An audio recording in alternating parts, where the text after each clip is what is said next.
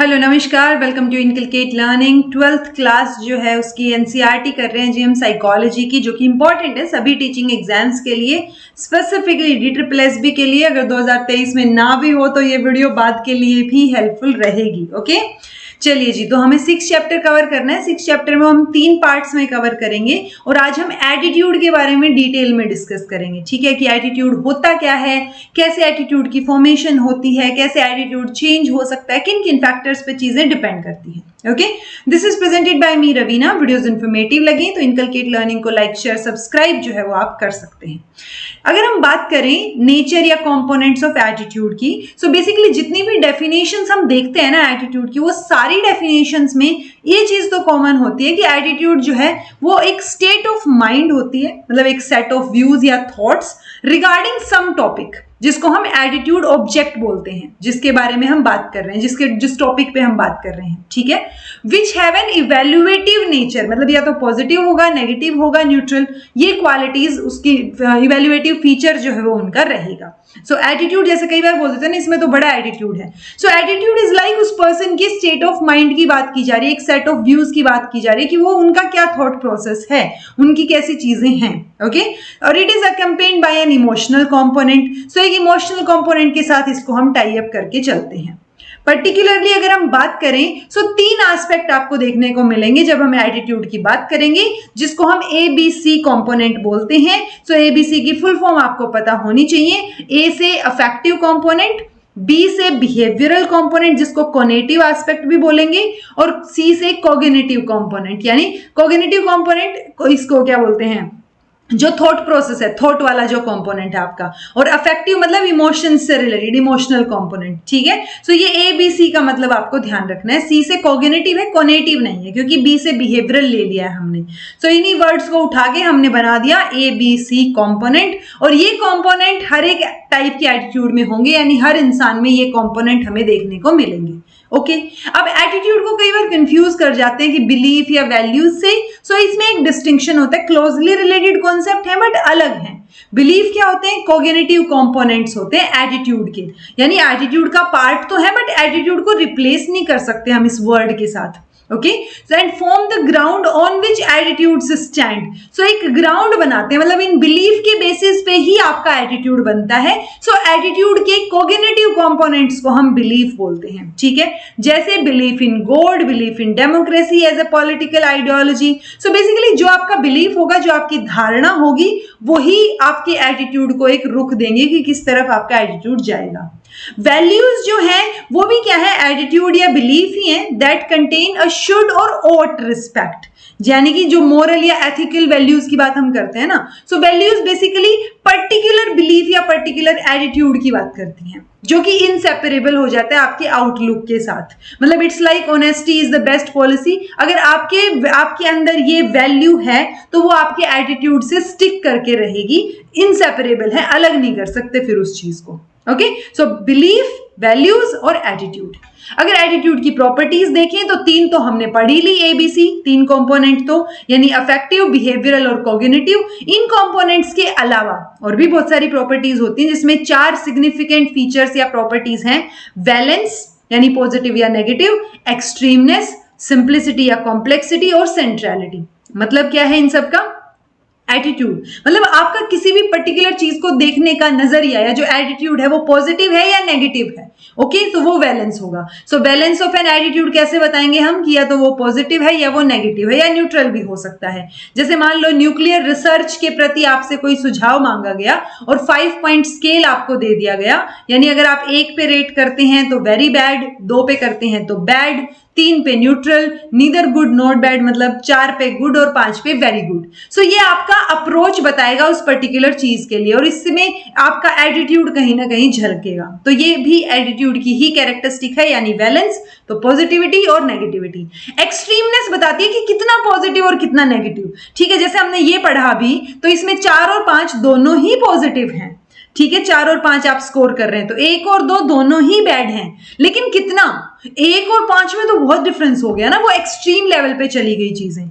सो कितना पॉजिटिव या कितना नेगेटिव है वो हमें एक्सट्रीमनेस बताती है किसी भी एटीट्यूड की, कि आप पर्टिकुलर चीजों में कितने एक्सट्रीम हैं। ओके तो जो न्यूट्रल है वो लोवेस्ट रहेगा एक्सट्रीमनेस पे, क्योंकि बीच में है वो, और जो सबसे एक्सट्रीम है जैसे 1 और 5 वो सबसे ज्यादा एक्सट्रीम रहेंगी चीजें जो हैं। कहाँ चला गया, 1 सेकेंड, हाँ 1 2 3 4 और 5, तो जो 1 और 5 है ये सबसे ज्यादा एक्सट्रीम एटीट्यूड है, 2 और 4 उससे कम एक्सट्रीम एटीट्यूड है, और 3 जो है वो तो कहीं ना कहीं न्यूट्रल ही हो गया। तो लोवेस्ट एक्सट्रीमनेस यहां नजर आएगी कि आप कितना पॉजिटिव या कितना नेगेटिव है एटीट्यूड में। सिंप्लिसिटी और कॉम्प्लेक्सिटी, कि आपके एटीट्यूड जो है वो कितना सिंपल या कितना कॉम्प्लेक्स है किसी पर्टिकुलर चीज को लेके।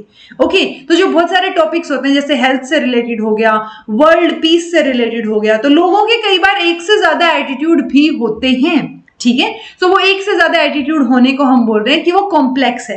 अब आप इसमें ये कंफ्यूज मत कीजिएगा कि ए बी और सी तो हमने ऑलरेडी 3 कंपोनेंट्स तो पढ़े ही थे, तो क्या मतलब जिसमें ये तीनों कंपोनेंट्स हो वो कॉम्प्लेक्स होगा? नहीं, ये तीनों कंपोनेंट्स हर एक एटीट्यूड में प्रेजेंट होती हैं, तो इनके बेसिस पे हम कॉम्प्लेक्सिटी नहीं देखते। मल्टीपल मेंबर एटीट्यूड मतलब उसको कंफ्यूज नहीं करना है हमें ए बी सी वाले कॉन्सेप्ट से। ओके देन है जी सेंट्रलिटी, मतलब इसका मतलब है कि role of a particular attitude in the attitude system. जैसे एग्जांपल इन्होंने ले रखा है, in the attitude towards world peace, a negative attitude towards high military expenditure. यानी अगर आप ये सोच रहे हैं कि आपका सेंट्रल एटीट्यूड किस चीज, मतलब बाकी चीजों से ऑब्वियसली इन्फ्लुएंस रहेगा, आप मेजर चीज क्या लगा के चल रहे हैं कि हाई मिलिट्री एक्सपेंडिचर जो है वो कोर या सेंट्रल एटीट्यूड मतलब वो होना चाहिए, ठीक है। अगर ज्यादा अच्छे से मिलिट्री पे एक्सपेंड किया जाएगा तो ज्यादा अच्छे से हमारी सुरक्षा हो सकती है। सो ये क्या है जी, ये इसके प्रति नेगेटिव एटीट्यूड भी हो सकता है, पॉजिटिव भी हो सकता है। बेसिकली आप सेंटर में किसको लेके चल रहे हैं। Okay so an attitude with greater centrality would influence the other attitude in the system much more than non central. So ये बीच में मेजर चीज पे जब आप फोकस कर रहे हैं, उसके लिए चाहे आपका एटीट्यूड नेगेटिव है या पॉजिटिव है, उसकी वजह से फिर बाकी सारी चीजें भी अफेक्ट होंगी। जैसे अगर आपने मिलिट्री एक्सपेंडिचर के साथ छेड़छाड़ की तो उससे रिलेटेड बाकी चीजें भी अफेक्ट होंगी। तो ये क्या हो गया, एक सेंट्रल कोर पॉइंट हो गया। अगर आपका इसके प्रति एटीट्यूड जैसा है वो आपके बाकी एटीट्यूड के बारे में भी बताएगा। तो ये सेंट्रलिटी होगी कि आप फोकस किस पे कर रहे हैं।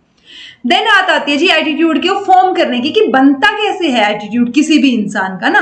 सो एटीट्यूड की अगर जनरल बात करें तो अपने अपने एक्सपीरियंसेस से बनता है सबका एटीट्यूड। कई बार हम बोलते हैं कि ये तो सिरे मुंह बात ही नहीं करते, बहुत एटीट्यूड है इनमें। सो हो सकता है उनके लाइफ के एक्सपीरियंसेस वैसे रहे हों। ओके सो ओन एक्सपीरियंसेस या through the interaction with others, तो दूसरों के साथ बातचीत करके, दूसरों के एक्सपीरियंसेस सुन के, खुद के एक्सपीरियंसेस को फील करके ही एटीट्यूड बनता है। बट बहुत सारे रिसर्च स्टडीज ने ये बोला कि कहीं ना कहीं एटीट्यूड जो है उसमें भी इनबोर्न एस्पेक्ट होता है, मतलब जन्म से ही कुछ ना कुछ एटीट्यूड होता है हर एक इंसान का। बट हम डायरेक्टली नहीं बोल सकते कि एटीट्यूड जैसा है वैसा लेके ही पैदा होता है इंसान। बट हम ये बोल सकते हैं कि हाँ जेनेटिक फैक्टर्स कहीं ना कहीं इन्फ्लुएंस तो करेंगे चीजों को, बट वो डायरेक्टली नहीं करेंगे, वो सिर्फ इनडायरेक्टली ही आपको नजर आएंगी चीजें। ओके इसलिए बहुत सारे सोशल साइकोलॉजिस्ट जो हैं वो फोकस करते हैं कि कैसे एटीट्यूड बनता है लर्निंग के थ्रू। सो एटीट्यूड फॉर्मेशन की चीजें हैं, जैसे लर्निंग एटीट्यूड्स बाय एसोसिएशन। आप एटीट्यूड कैसे सीखते हैं? एसोसिएशन के थ्रू, जब आप कनेक्ट करते हैं किसी पर्टिकुलर चीज से। जैसे यहाँ पे एक एग्जांपल दिया हुआ था कि आपकी लाइकिंग किसी पर्टिकुलर सब्जेक्ट के लिए किसी टीचर की वजह से भी हो सकती है, राइट। मान लो आपको वैसे तो मैथ्स नहीं पसंद था, लेकिन अब एक अच्छे टीचर आ गए, वो टीचर आपको अच्छे लगते हैं, उनका बिहेव आपको अच्छा लगता है, इसलिए आपको वो सब्जेक्ट भी अच्छा लगता है, ठीक है। इन अदर वर्ड्स एक positive attitude towards the subject कैसे सीखा आपने? एक पॉजिटिव एसोसिएशन जब स्टूडेंट और टीचर के बीच में बनी तो उस सब्जेक्ट से भी आपको एसोसिएशन हो गई और आपने वो एक एटीट्यूड आपका उसके प्रति एक पॉजिटिव एटीट्यूड निकल के आया। ओके सो एसोसिएशन की वजह से हो सकता है कोई सब्जेक्ट आपको अच्छा लगता हो और टीचर नया आया और सब्जेक्ट मैथ्स आपको ऑलरेडी अच्छा लगता था, तो टीचर से भी आपकी बॉन्डिंग अच्छी हो गई। ओके तो वो चीजें हैं कि टीचर के प्रति भी आपका पॉजिटिव एटीट्यूड ही है। सो आप एटीट्यूड को सीख रहे हैं एसोसिएशन के थ्रू। देन है जी एटीट्यूड को सीख रहे हैं बाय रिवॉर्डेड और पनिश्ड। तो रिवॉर्ड और पनिशमेंट के साथ आप सीख रहे हैं, ठीक है। जैसे कोई टीनेजर है जो योगासन करते हैं डेली, ओके उसकी वजह से उनको मिस गुड हेल्थ जो है वो मिल गया स्कूल लेवल पे, ठीक है। तो उसके लिए उनका एक पॉजिटिव एटीट्यूड डेवलप हो जाएगा योगा और हेल्थ की तरफ, क्योंकि उनको यहाँ पे रिवॉर्ड मिला है।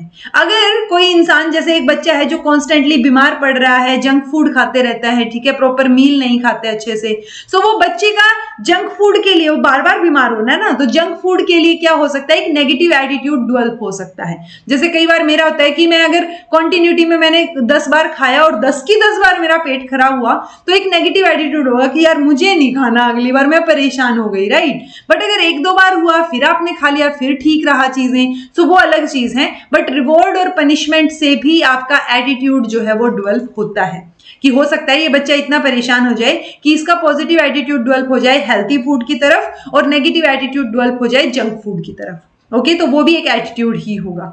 लर्निंग एटीट्यूड थ्रू मॉडलिंग, सो हो सकता है आप दूसरों को ऑब्जर्व करके कोई चीज सीख रहे हो। जैसे अगर घर में आपके पेरेंट्स जो हैं अपने पेरेंट्स को तवज्जो दे रहे हैं, अहमियत दे रहे हैं, इज्जत कर रहे हैं, तो आप भी आगे जाके वही करने की प्रोबेबिलिटी बढ़ जाती है, ठीक है।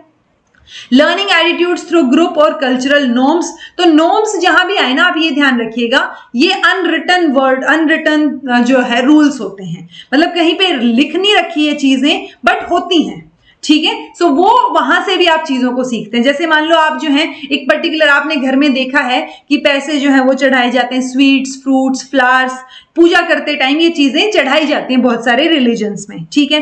तो जब जहां जहां ये चीजें होंगी, ये नॉर्मेटिव बिहेवियर, कहीं लिख नहीं रखा है भगवान ने कि आप मेरे पे आके यही फूल चढ़ाओ, यही पे इतने पैसे चढ़ाओ, वो तो नहीं लिख रखा, बट है ये बिहेवियर, नॉर्मेटिव बिहेवियर हम ऑब्जर्व करते हैं ड्यूरिंग आवर एक्सपीरियंस, जब हम बड़े होते जाते हैं और फैमिली में जो चीजें हो रही होती हैं और जो सोशली अप्रूव्ड होती है कि सोसाइटी में ये चीज एक्सेप्टेबल है, ठीक है। सो वो जो चीजें हो रही होती हैं वहां से भी हम भी कुछ चीजें सीखते हैं और हो सकता है हम भी एसोसिएट कर जाएं और एक एटीट्यूड हमारे में भी वही आ जाए, ठीक है। तो वो एटीट्यूड जो है वो ग्रुप और कल्चरल नॉर्म के थ्रू भी हमारा एटीट्यूड बनता है, ठीक है। देन है जी learning through exposure to information. आजकल तो इंफॉर्मेशन ही इतनी हो गई है, ठीक है, कि आप उसके बारे में इंफॉर्मेशन के थ्रू सीख रहे हैं और हो सकता है उस सीखने से आपका एटीट्यूड डेवलप हो जाए। जैसे मान लो आपने सचिन तेंदुलकर की बायोग्राफी पढ़ ली, अब आपने इन पर्सन जाके नहीं पूछा उनसे, आपने जाके देखा नहीं कि वो कैसे करते हैं, नहीं करते हैं, बट जो एटीट्यूड आपको उस बुक में नजर आया, अगर आप उससे इन्फ्लुएंस हुए, आपको अच्छा लगा,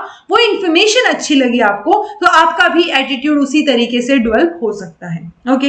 अब कुछ एक फैक्टर्स डेफिनेटली रहेंगे जो कि एटीट्यूड फॉर्मेशन को इन्फ्लुएंस करेंगे। फैमिली रही, स्कूल हो गया, या जो रेफरेंस ग्रुप हो गया, आपका पीयर ग्रुप हो गया, आपके पर्सनल एक्सपीरियंसेस क्या है, आपके मीडिया रिलेटेड इन्फ्लुएंस क्या है, कि आप टीवी पे क्या देखते हैं, आप मोबाइल में क्या देखते हैं चीजें, सो वो सारी की सारी चीजें भी आपका एटीट्यूड जो है बनाने में इफेक्ट डालती हैं, मतलब उनका भी एक रोल रहेगा, उनका इफेक्ट जो है वो रहेगा, ओके। तो ये फैक्टर्स हैं जो कि इन्फ्लुएंस करते हैं आपके एटीट्यूड फॉर्मेशन को। अब अगर एटीट्यूड बना है तो एटीट्यूड चेंज भी तो हो सकता है ना, तो एटीट्यूड चेंज का क्या प्रोसेस रहेगा। So during the process of attitude formation, process मतलब जब आपका एटीट्यूड बन रहा है उस टाइम भी, और जब एटीट्यूड बन चुका है उस टाइम भी एटीट्यूड चेंज होने की प्रोबेबिलिटी होती है, और उसमें भी फिर बहुत सारे फैक्टर्स हेल्प करते हैं, ठीक है। तो प्रोसेस क्या रहेगा एटीट्यूड चेंज का, तो ये 3 मेजर प्रोसेस हैं जी जो कि एटीट्यूड चेंज के माने गए हैं।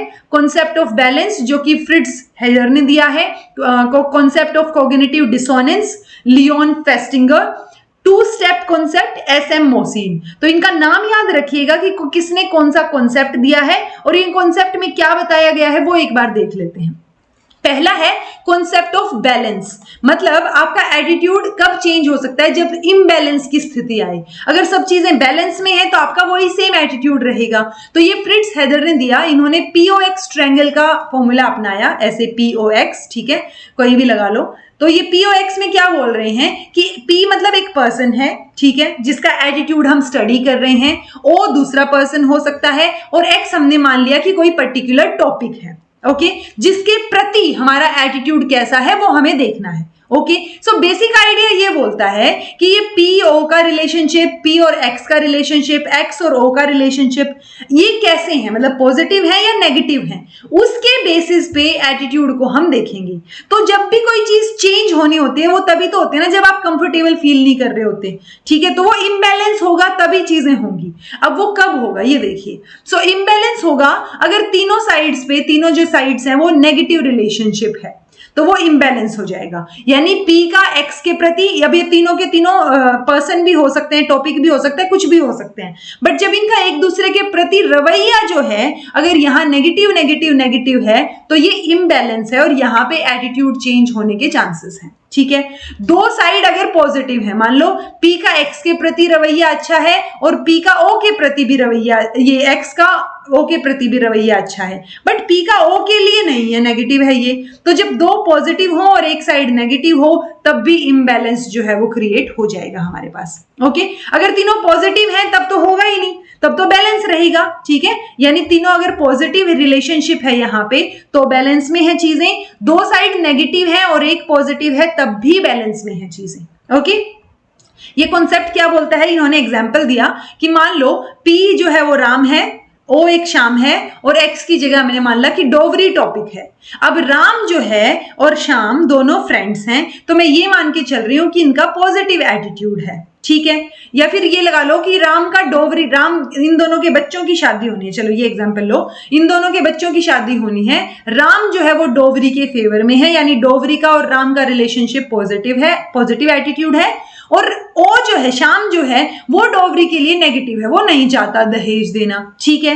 अब ये दोनों फ्रेंड्स हैं, ठीक है, ये पॉजिटिव हो गया, तो अब या तो ये पॉजिटिव हो जाए सिचुएशन, तब बैलेंस ये चेंज हो कि या तो श्याम भी डोवरी पसंद करने लग जाए या फिर जो ये राम है ये डोवरी ना पसंद करने लग जाए, ठीक है। सो ये सिचुएशन यहाँ पे फिर एटीट्यूड का चेंज होना जरूरी है बैलेंस करने के लिए, यानी किसी न किसी का एटीट्यूड तो चेंज होना पड़ेगा, किसी न किसी के एटीट्यूड को, ताकि या तो ये रिलेशनशिप में तीनों पॉजिटिव पॉजिटिव पॉजिटिव आ जाए चीजें, या फिर दो नेगेटिव आ जाए और एक पॉजिटिव आ जाए। मान लो ये दोनों फ्रेंड्स हैं, इनका रिलेशनशिप पॉजिटिव है, इनको एक दूसरे के साथ अच्छा लगता है और ये बच्चों की शादी कराना चाह रहे हैं, ठीक है, लेकिन राम का डोवरी के प्रति पॉजिटिव एटीट्यूड है, श्याम का नेगेटिव है। अब दो ऑप्शन बचते हैं यहाँ पे, या तो श्याम का भी पॉजिटिव एटीट्यूड हो जाए कि ठीक है डोवरी कोई बात नहीं, पॉजिटिव हो जाए तो तीनों पॉजिटिव हो गए, ठीक है, या फिर राम का भी नेगेटिव हो जाए कि यार ठीक है कस्टम के नाम पे कुछ भी चल रहा है तो दहेज नहीं लेना है, तो ये नेगेटिव हो गया, तो दो नेगेटिव और एक पॉजिटिव हो गया। तो ये जो दो सिचुएशन है ये बैलेंस की सिचुएशन है, अल्टीमेटली बैलेंस की सिचुएशन में हमें चीजों को लेके आना है। जब भी इम्बैलेंस होगा तब किसी न किसी का एटीट्यूड जो है वो चेंज करना पड़ेगा, ओके। दूसरा है कॉन्सेप्ट ऑफ कॉग्निटिव डिसोनेंस, जो कि लियोन फेस्टिंगर ने दिया।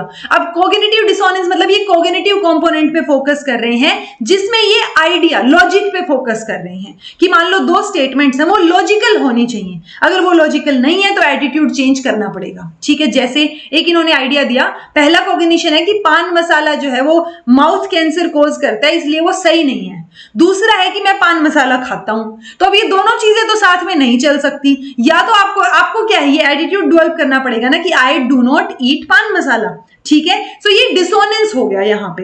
डिसोनेंस मतलब ये दोनों चीजें लॉजिकली फिट नहीं बैठ रही कि आप एक तरफ तो नुकसान गिनवा रहे हैं और दूसरी तरफ आप वो चीज कर रहे हैं, तो यहाँ पे एटीट्यूड का चेंज होना जरूरी है। और तब जब एटीट्यूड चेंज होगा तब एक क्या है डिसोनेंस की जगह दूसरा फैक्टर आएगा और तब जाके वो चीजें सही होंगी।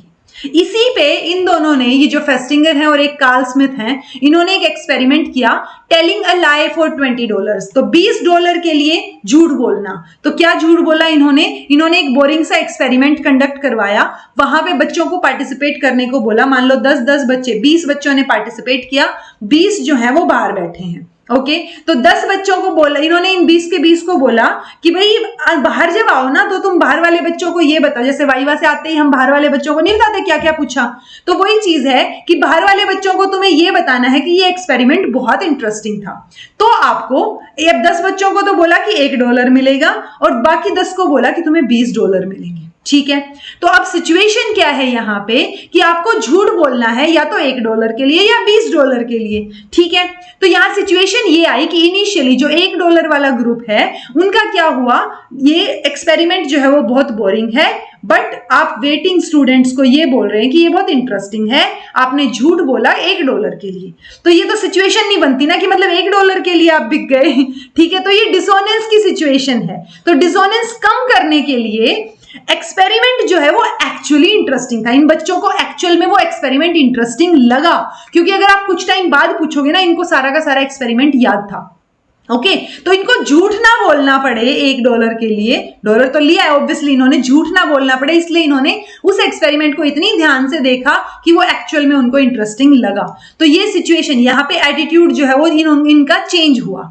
लेकिन जो $20 वाले बच्चे थे उनको एक्सपेरिमेंट भी इंटरेस्टिंग नहीं लगा, उन्होंने झूठ बोला $20 के लिए, और उनको इस चीज में कोई दुख जो है, मतलब कोई गलत चीज नजर नहीं आई, तो इनका एटीट्यूड जो है वो चेंज नहीं होगा, यानी $20 के लिए ये झूठ बोल सकते हैं, वो सिचुएशन। सो वो ओवरऑल इसीलिए है कि $20 के लिए आपने झूठ बोला, आपका एटीट्यूड जो है वो यहाँ पे एक्सपेरिमेंट की तरफ चेंज नहीं हुआ। $1 वालों का एक्सपेरिमेंट के लिए, जो कि बोरिंग था, उनका एटीट्यूड चेंज हुआ कि नहीं नहीं ये इंटरेस्टिंग है सच में। ओके, तीसरा मॉडल है जी 2 स्टेप कॉन्सेप्ट, SM मोहसिन, नाम याद रखेंगे। 2 स्टेप यानी कि ये बोल रहे हैं कि एटीट्यूड को चेंज करने के लिए 2 स्टेप की जरूरत है। पहला स्टेप क्या है, target of change identifies with the source, यानी कि ये एग्जांपल के साथ समझाती हूं मैं दोनों के दोनों स्टेप। ये देखिए, प्रीति है जी, प्रीति न्यूज़पेपर पढ़ रही है और उसने देखा कि सॉफ्ट ड्रिंक जो है ना वो हार्मफुल है, पर्टिकुलर सॉफ्ट ड्रिंक जो वो पीती है। ओके, तो वो मान लो कोई भी ए सॉफ्ट ड्रिंक जो है वो बहुत एक्सट्रीमली हार्मफुल है, ऐसा उसने न्यूज़पेपर में पढ़ा। लेकिन प्रीति ने ये देखा कि इसका तो एड जो है वो मेरा फेवरेट हीरो कर रहा है, तो वो फेवरेट स्पोर्ट्स पर्सन या फेवरेट एक्टर कर रहा है। ठीक है, तो लेकिन तो उसने उस चीज को वहां पे क्या किया, अपने एटीट्यूड चेंज नहीं किया, वो स्पोर्ट्समैन जो पी रहा है उसी के साथ साथ उसने भी कंटिन्यू किया और उसने उस चीज को फॉलो नहीं किया। अब यहाँ 2 सिचुएशन आ सकती हैं। फर्स्ट स्टेप तो ये है कि वो हेल्दी ड्रिंक के साथ उसको चेंज कर ले, ओके, अपना एटीट्यूड चेंज करे। और दूसरी चीज है कि मतलब पहला तो ये हो गया, पहला स्टेप है कि वो हेल्दी ड्रिंक पीना शुरू कर दे, उसको एक्सचेंज कर ले, सब्स्टिट्यूट कर ले। और दूसरा स्टेप ये है कि वो जो स्पोर्ट्स पर्सन है वो ही अपना बिहेवियर चेंज कर ले और वो किसी और सेफर ड्रिंक की ऐड करे या वो उसकी ऐड करना बंद कर दे, तो प्रीति का बिहेवियर ऑटोमेटिकली चेंज हो जाएगा क्योंकि वो उससे इन्फ्लुएंस्ड है। तो ये 2 स्टेप कॉन्सेप्ट है कि एक तो जब आप चाह रहे हो किसी लॉजिक के तहत उस चीज को चेंज करना, और दूसरा है किसी के बिहेवियर को इमिटेट करना। ये तो दूसरे वाला स्टेप जो है, पहले वाला तो क्या था, आपने आइडेंटिफाई कर लिया कि भाई ये जो चीज है ड्रिंक जो है वो मेरे लिए हार्मफुल है, तो आपने चेंज कर लिया अपना एटीट्यूड और हेल्दी ड्रिंक पे शिफ्ट हो गए। और दूसरे में आपने इमिटेट किया अपने स्पोर्ट्स पर्सन को क्योंकि उसने भी वो चीज चेंज कर दी, तो आपका भी एटीट्यूड और बिहेवियर जो है वो उसी के साथ कनेक्ट कर रहा था, रेजोनेट कर रहा था, तो आपने भी वो चीज करनी बंद कर दी। तो ये एटीट्यूड में चेंज आ गया। अब एटीट्यूड में चेंज कैसे आएगा, उसके भी फैक्टर्स कैसे आएगा वो तो हमने पढ़ लिया। अब जो आ रहा है उस दौरान जो फैक्टर्स अफेक्ट करेंगे उनकी बात कर लेते हैं। कैरेक्टरिस्टिक ऑफ एग्जिस्टिंग एटीट्यूड, पहले जो एटीट्यूड एग्जिस्ट कर रहा है वो कैसा है। तो अगर पॉजिटिव एटीट्यूड है किसी चीज के लिए तो आप मोल्ड हो सकते हैं, बट यूजुअली नेगेटिव एटीट्यूड से लोग बहुत अटैच्ड, कनेक्टेड हो जाते हैं और वो चेंज नहीं कर पाते। तो आपका पहले से एटीट्यूड कैसा है जिसमें चेंज लेके आना है, उस पर बहुत निर्भर करती हैं चीजें। सोर्स क्या है, सोर्स की कैरेक्टरिस्टिक क्या है। मान लो आपको एक, ये बहुत अच्छा एग्जांपल था क्रेडिबिलिटी और अट्रैक्टिवनेस का। देखिए एडल्ट जो है अगर प्लान कर रहे हैं लैपटॉप लेने का, कंप्यूटर लेने का, तो एक कंप्यूटर इंजीनियर आपको बता रहा है ये फीचर्स हैं, और एक स्कूल का 11th-12th क्लास का बच्चा आपको बता रहा है, तो अडल्ट जो है किसकी बात को ज्यादा मानेगा, वो उस कंप्यूटर इंजीनियर की बात को मानेगा क्योंकि उसकी क्रेडिबिलिटी उधर है, वो उस पर विश्वास कर पा रहा है। लेकिन अगर एक बच्चा जो है खुद के लिए लैपटॉप ले रहा है, सो वो किसकी बात को ज्यादा मानेगा, जो उसके साथ वाले बच्चे ने, उसके फ्रेंड ने एक लैपटॉप ले रखा है उसकी बात को ज्यादा मानेगा ना, क्योंकि वो कनेक्ट कर पा रहा है कि अच्छा ये चीजें हैं, तो वो उसको बता पा रहा है। तो वो क्रेडिबिलिटी और आप किस तरफ अट्रैक्टेड हैं, किसके लिए आप अपना एटीट्यूड चेंज कर पा रहे हैं, वो फैक्टर्स यहां पे रहेंगे। सोर्स, ठीक है। देन है मैसेज की कैरेक्टरिस्टिक जी, कि मैसेज क्या है, मतलब आप मैसेज में जो है इमोशनल अपील कर रहे हैं या फिर आप रैशनल अपील कर रहे हैं। ओके आपने एक एडवर्टाइजमेंट की कुकिंग फूड के लिए, मतलब खाना बनाने के लिए प्रेशर कुकर यूज होना चाहिए, तो हम बोल रहे हैं कि भाई प्रेशर कुकर यूज करो ताकि गैस कम खर्च हो और इकोनॉमिकल हो, आपके पैसे बचें। ठीक है, दूसरा ये एडवर्टाइजमेंट बनाई हमने कि प्रेशर कुकर में अगर खाना बने ना तो वो बहुत न्यूट्रिशियस होता है और न्यूट्रिशन आपकी फैमिली के लिए बहुत जरूरी है, तो वो आपने फैमिली की केयर के लिए इमोशनल अपील की वहां पे। तो दो चीजें हो गई, यानी एक तो रैशनल अपील है जहां पैसे बचाने की बात हो रही है, और एक इमोशनल अपील है जहां फैमिली की केयर की बात हो रही है। सो आप किस तरफ ज्यादा अट्रैक्टेड रहेंगे उस हिसाब से आपका एटीट्यूड चेंज हो सकता है। ओके, मोड ऑफ ट्रांसमिशन क्या है ये भी बहुत मैटर करता है आपके एटीट्यूड को चेंज करने के लिए। जैसे ही आपको बोला गया कि ORS जो है वो बच्चे को गर्मी से बचाएगा, एक तो फेस टू फेस आके बोल रही है वो मैडम आपको अच्छे से समझा के, एक रेडियो पे आप सुन रहे हैं, तो ऑब्वियसली आप फेस टू फेस वाले का ज्यादा यकीन करेंगे ना। ऑल्दो आजकल मोड ऑफ ट्रांसमिशन में भी रेडियो की जगह अगर यहाँ लैपटॉप पे कोई फेस टू फेस ही बोल रहा है तो वो सिचुएशन अलग है, but still face to face, ये वाला जो बिल्कुल ऑफलाइन फेस टू फेस है, इसको हम रिप्लेस फिर भी नहीं कर सकते। यहां पे ज्यादा इफेक्ट जो है वो नजर आएगा, यहां पे एटीट्यूड ज्यादा लोगों का चेंज होता हुआ नजर आएगा एज कंपैरिजन टू बाकी दोनों ऑप्शन। ठीक है जी, तो ये फैक्टर्स हैं। टारगेट की कैरेक्टरिस्टिक भी निर्भर करेंगी कि टारगेट की क्वालिटीज क्या है। अगर आपके प्रेजुडिसेस स्ट्रॉन्ग है, प्रेजुडिसेस क्या होते हैं वो हम नेक्स्ट लेक्चर में बात करेंगे, कि आपकी धारणाएं और आपने जो भी धारणाएं बना रखी है वो इतनी स्ट्रॉन्ग है कि आप चेंज ही नहीं होना चाह रहे किसी पर्टिकुलर चीज के लिए। जैसे पेरेंट्स होते हैं ना पर्टिकुलर, चाहे वो रिलीजन हो, कास्ट हो, किसी चीज को लेके, तो वो चेंज नहीं होना चाहते। अगर इतनी स्ट्रॉन्ग है चीजें तो वो चीज भी अफेक्ट करेगी आपके एटीट्यूड चेंज के प्रोसेस के दौरान। ठीक है जी, सो ये हो गया हमारा एटीट्यूड का topic. This was all about today. Thank you so much for watching. Be happy, keep smiling, subscribe to Inculcate Learning. कुछ भी समझ नहीं आया है तो कमेंट करके बता दीजिएगा, समझ आ गया है तो कमेंट करके, नहीं समझ नहीं आया है तो पूछ लीजिएगा, समझ आ गया है तो बता दीजिएगा। This was all about today. Thank you.